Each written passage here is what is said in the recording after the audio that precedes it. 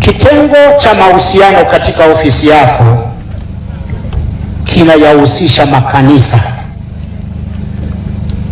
misikiti na makundi yote ya kiimani kama alivyosema Mheshimiwa Mkuu wa Mkoa pamoja na afisa tawala. Sisi sote wa makanisa tuko chini yako kwa ajili ya uratibishaji wa mahusiano. Makundi haya ya imani ni muhimu kwa sababu ndani yake yana vyama vyote, yana makabila yote, yana rangi zote, yana maskini na matajiri.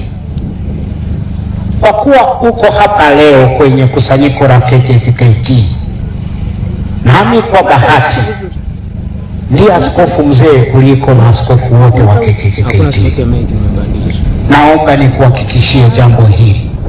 Sisi kama KKKT hatujawahi kukaa kikao chochote kupanga rais ajaye. Hatujawahi. Hatuna mpango huo.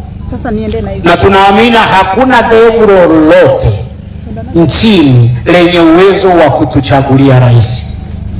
Urais wa nchi hii unaweza kupatikana kwa njia mbili tu. Njia ya kwanza ni kuwekwa na Mungu. Njia ya pili ni kujiweka. Sisi tunaye aliyewekwa na Mungu.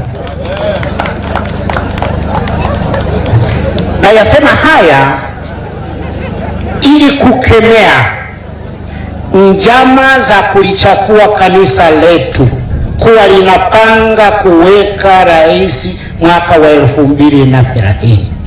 Nazikemea kwa nguvu zote. Kwanza, nani anajua kwamba atafika huko? Yupo hapa? Watu mnazimika kama koroboi.